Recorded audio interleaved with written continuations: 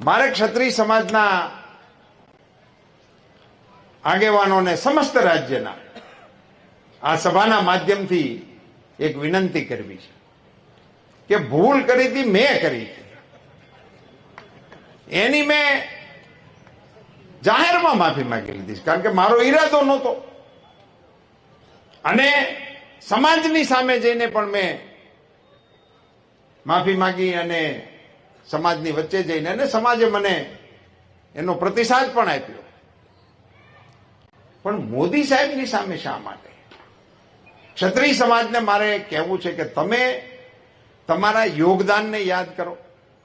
આ રાષ્ટ્રના ઘડતરની અંદર તમારું કેવડું મોટું યોગદાન છે, પાર્ટીના વિકાસની અંદર તમારું કેવડું મોટું યોગદાન છે.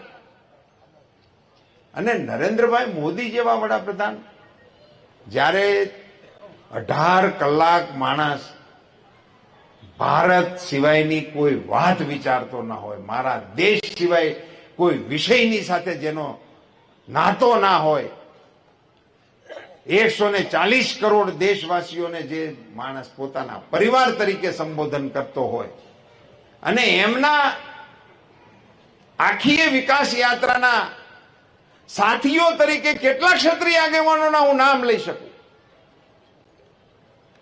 એ ક્ષત્રિય સમાજો મારા કારણે હું સ્વીકારવા તૈયાર છું.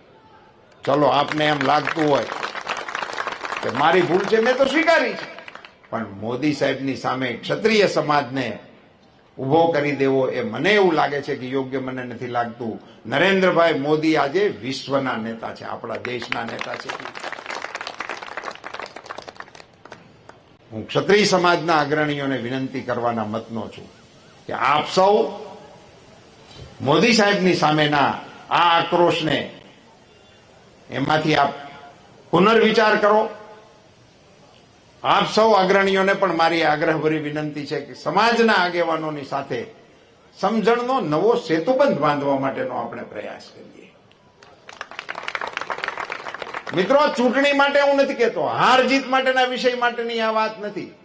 સમાજ જીવનના આપણા તાણાવાણાને સ્પર્શતો વિષય છે, એને રાજકારણથી દૂર રાખવા માટેની કોશિશ ક્ષત્રિય સમાજ અવશ્ય કરશે એવી વિનંતી સાથે હું આ સભામાં આપ સૌને પ્રચંડ મતદાન કરવા માટે 7મી તારીખે 10 વાગ્યા પહેલા મતદાન પૂરું થઈ જાય એ પ્રકારે સૌ કાર્યકર્તા કામે લાગો એવી વિનંતી કરીને વિરમું છું. આપ સૌનો ખૂબ ખૂબ આભાર. ભારત માતા કી જય શ્રી રામ, જય જય શ્રી રામ.